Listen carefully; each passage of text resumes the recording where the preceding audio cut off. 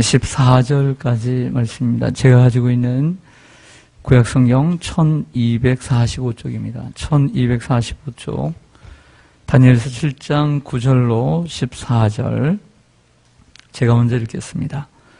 내가 보니 왕자가 놓이고 옛적부터 항상 계신 이가 좌정하셨는데 그의 옷은 희기가 눈 같고 그의 머리털은 깨끗한 양의 털 같고 그의 보좌는 불꽃이요 그의 바퀴는 타오르는 불이며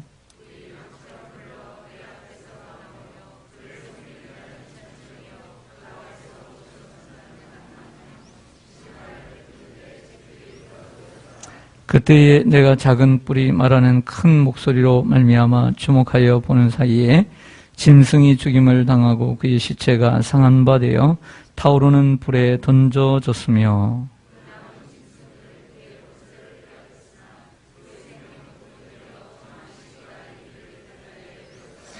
내가 또 밤 한밤 환상 중에 보니 인자 같은 이가 하늘 구름을 타고 와서 옛적부터 항상 계신 이에게 나아가 그 앞으로 인도되매 군세와 영광과 나라를 주고 모든 백성과 나라들과 다른 언어를 말하는 모든 자들이 그를 섬기게 하였으니 그의 권세는 소멸되지 아니하는 영원한 권세요 그의 나라는 멸망하지 아니할 것이니라. 아멘. 기도드리겠습니다.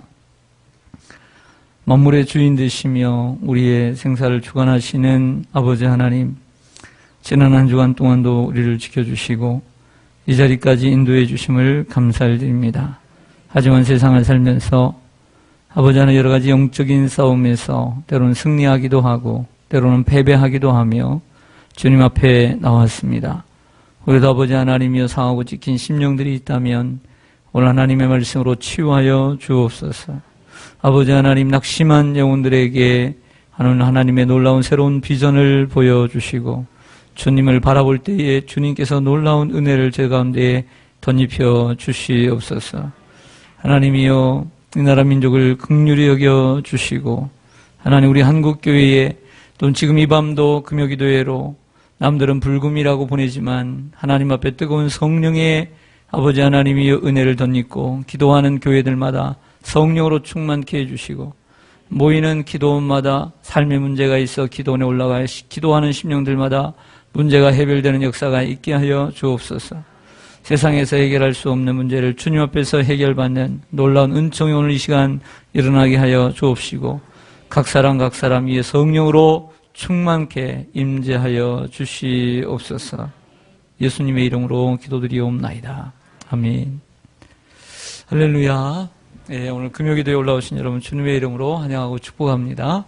앞에 옆에 대해 서로 인사하겠습니다. 한 주간 평안하셨습니까? 반갑습니다.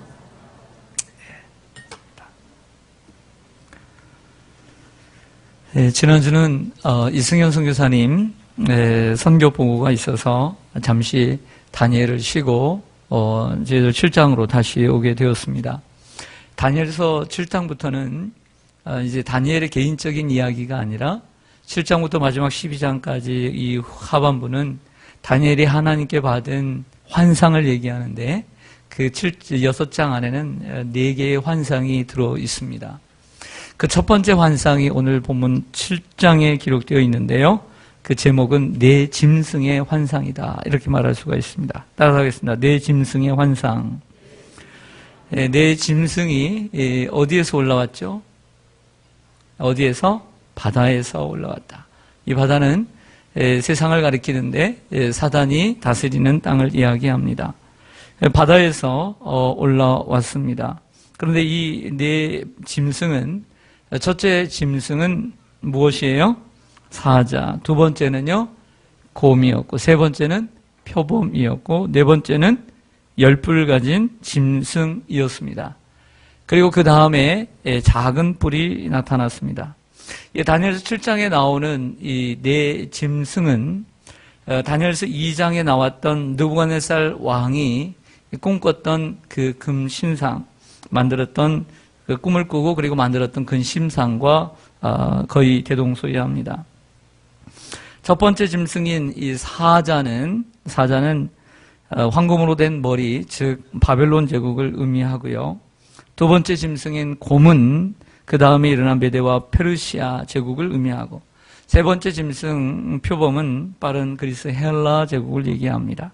그리고 네 번째 짐승, 열뿔 가진 짐승은 로마 제국을 가리키는 것이죠.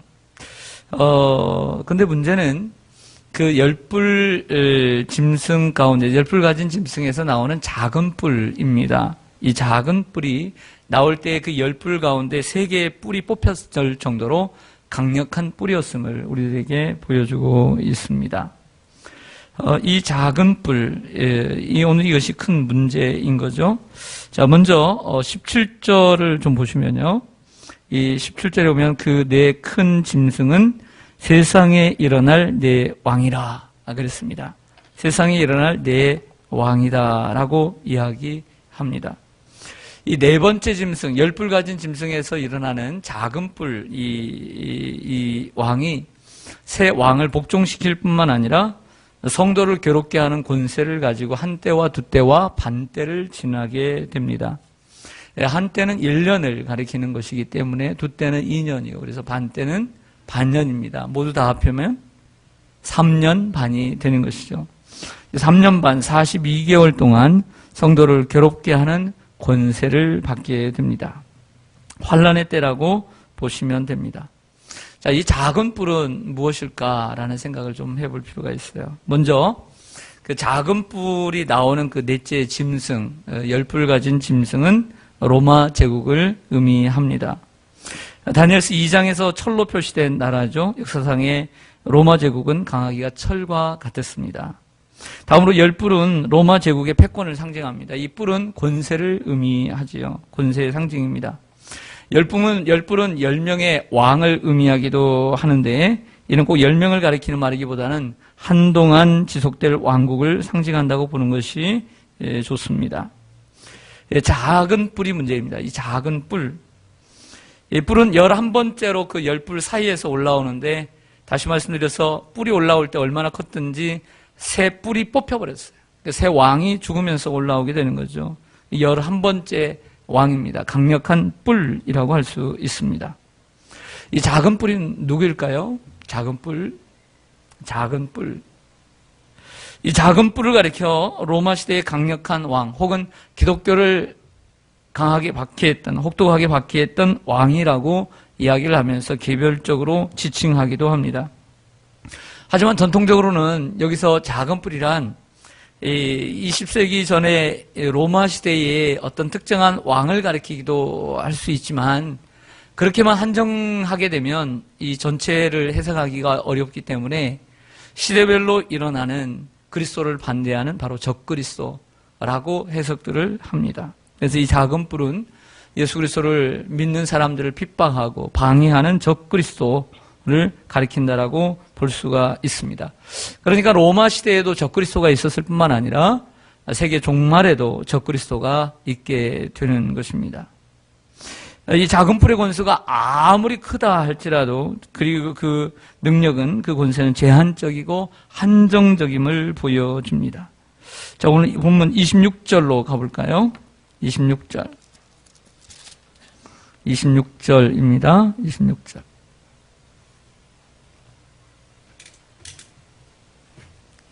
26절.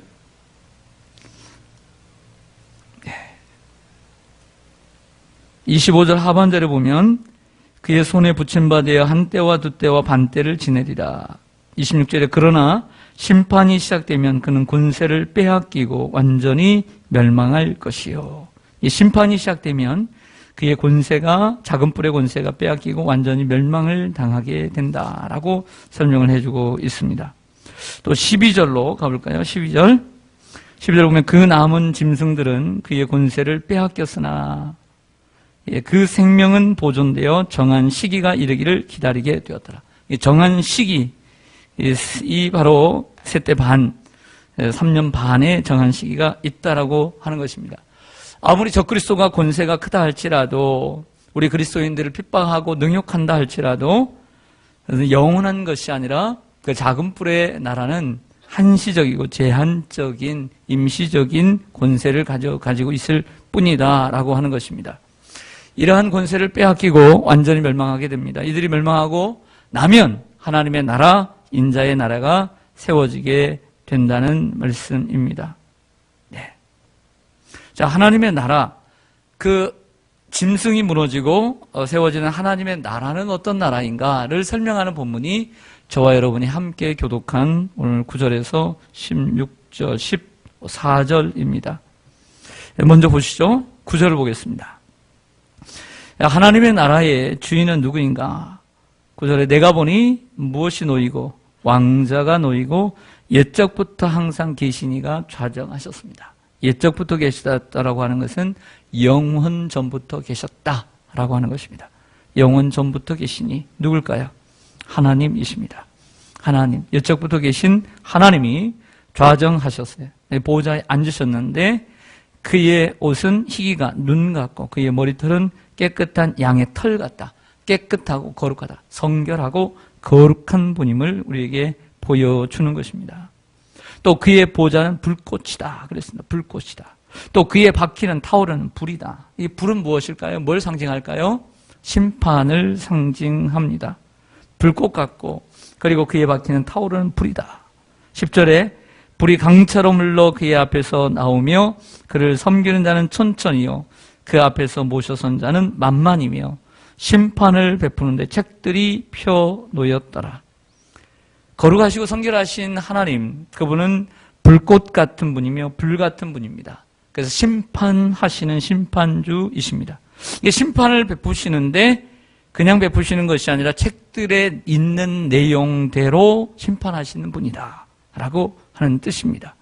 그리고 그분은 천천과 그리고 만만의 종들을 섬기는 자들을 데리고 다닌다라고 말하고 있습니다. 11절 보시겠습니다.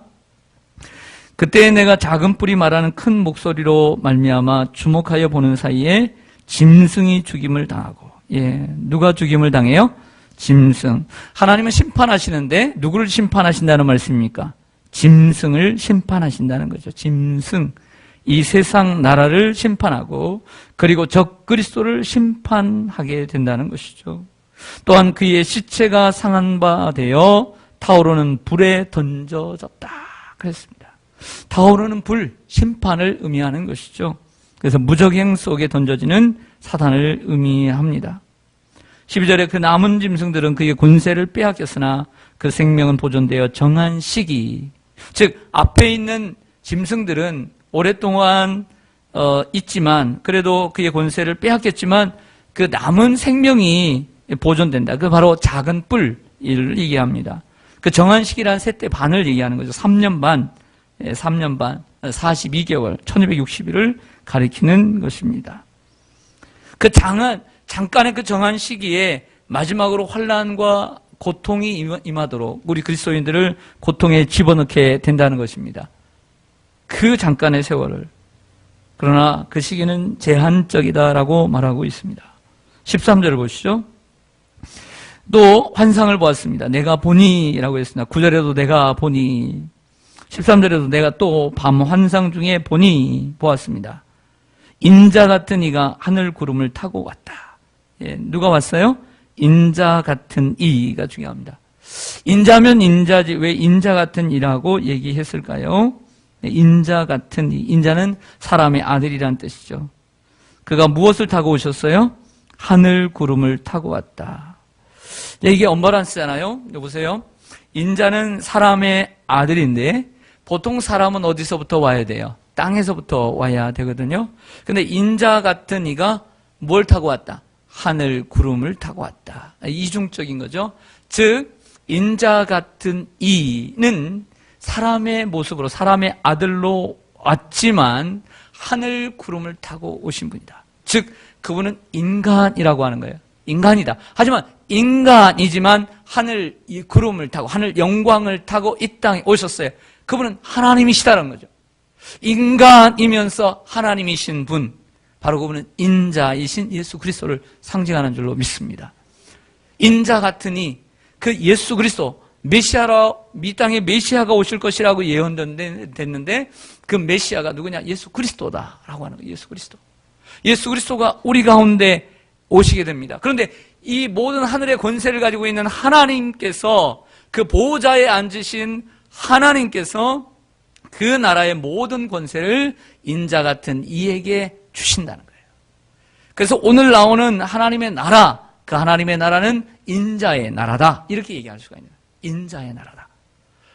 우리가 바라는 하나님의 나라, 우리 그리스도인들이 전국적으로 바라는, 그리고 소망하는 그 하나님의 나라, 그것의 주인은 하나님이시고, 그분은 희고 양털 같고 거룩하고 성결하며, 그러나 그분은 사랑이 많지만 우리가 고백하는 것처럼 사랑과 정의의 주, 공평하신, 그리고 심판하시는 주님으로 마지막 날에 오실 줄로 믿습니다. 잠깐 짐승들에게 그 권세를 주지만, 그리고 그들이 죽지만, 그러나 마지막 작은 뿔, 적그리스도에 의해서 그들에게 또 우리 그리스도인들을 핍박할 권세를 주지만, 그것 또한 정한 시기이기 때문에 하나님의 나라가 예수 그리스도를 통해서 이 땅에 임하는 그 순간까지 잠깐의 그 시간을 우리는 참고 견뎌야 한다는 것입니다. 할렐루야. 핍박은 있습니다. 고난이 있습니다. 하지만 그 고난은 참을 수 있는 고난이라는 거죠. 그 잠깐의 그 고난을 우리는 이김으로 우리가 살아가야 될 줄로 믿습니다. 어떻게 이깁니까? 하나님의 나라를 소망하면서, 인자의 나라를 우리가 도래할 것을 기대하면서 우리가 살아야 할 줄로 믿습니다. 13절에 다시 보시면, 내가 또 한밤중에 밤 환상 중에 보니 인자 같은 이가 하늘 구름을 타고 와서 옛적부터 항상 계시니, 9절에 계신 그 옛적부터 항상 계신 하나님에게 나아가 그 앞으로 인도가 되었어요.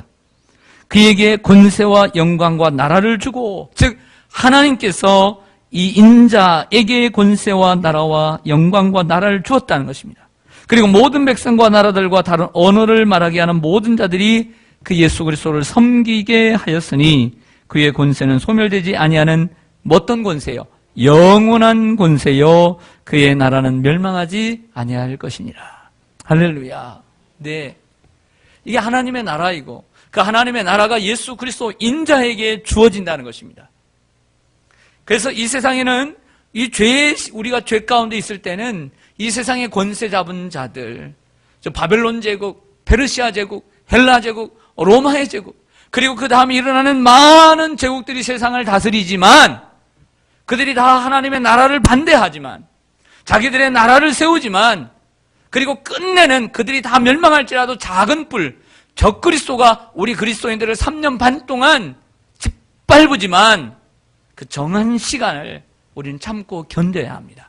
왜? 하나님의 나라가 예수 그리스도를 통해서 이 땅에 임하게 되니까, 인자의 나라가 임하게 되니까. 그래서 이 세상의 나라는 잠깐이지만, 바벨론도, 애굽도, 페르시아도, 헬라도, 로마도, 그렇지만 하나님의 나라, 하나님의 영광, 하나님의 권세, 그 인자의 나라와 인자의 영광과 인자의 권세는 영원하기 때문에 우리는 그 잠깐의 고난을 이겨야 된다. 할렐루야. 바로 이것이 바로 오늘 본문의 핵심입니다. 사랑하는 여러분, 우리는 하나님의 나라를 소망해야 될 줄로 믿습니다. 잠깐입니다. 이 세상의 고통은 잠깐입니다. 그러나 영원한 하나님의 나라를 소망하며 현재의 고난은 장차 나타날 영광과 좋게 비교할 수 없음을 믿고 우리가 하나님의 나라에 소망하며 살아야 될 줄로 믿습니다. 그 하나님은 그 모든 영광과 권세를 아들 예수 그리스도에게 주셔요. 그래서 인자의 나라가 될 것이다 라고 말하고 있습니다. 그러므로 우리는 환난 중에도 참고 믿음으로 기도하며 하나님의 나라를 바라보며 살아야 될 줄로 믿습니다. 그 하나님의 나라의 놀라운 혜택이 바로 여기에 있는 것입니다. 이 세상을 살아가는 데 있어서 우리가 크고 작은 어려움들이 얼마나 많이 있습니까? 육신의 고통이 있습니다. 육신의 고통이 있을 때 얼마나 힘듭니까? 암과 투병할 때 얼마나 힘듭니까? 그때 하나님의 나라를 소망하게 되는 거죠. 물질적인 고통은 얼마나 많습니까? 항상 머리 아프게 하는 이 물질적인 고통. 그러나 그 물질적인 고통도 하나님의 나라를 소망하고 하나님의 나라를 바라볼 때 우리는 해결될 수 있는 것입니다. 사람이 어떻게 물질적인 것, 그리고 우리 육체적인 문제만 있겠습니까? 삶의 관계적인 여러 가지 문제들. 그러한 문제들이 올 때도 우리가 하나님의 나라를 소망해야 합니다.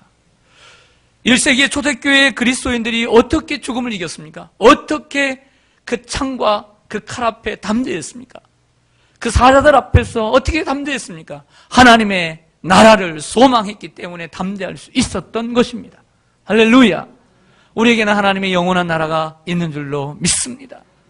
그 하나님의 나라에 우리의 소망의 밧줄을 던져서 그 하나님의 말씀, 하나님의 나라를 소망하며 살아야 될 줄로 믿습니다. 수많은 어려움도 우리가 하나님의 나라를 소망할 때 이길 수 있다.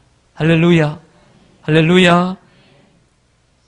그러므로 이걸 알아야 됩니다. 우리에게 오는 고난은 클지라도 잠시 잠깐이다. 할렐루야. 다시 하겠습니다. 잠시 잠깐이다. 아무리 커도 잠시 잠깐이다. 그리고 그 고난의 뒷면에 하나님께서 여러분들에게 주신 숨어있는 축복들이 있음을 믿고 소망하기를 바랍니다. 메르스인가요? 갑작스레 또 늘어나고 오늘 보니까 SNS를 통해서 어디 가지 마라, 어느 병원에 가지 마라, 또 어디 공중모 어디에 가지 마라. 그렇습니다. 두려움이 찾아오죠.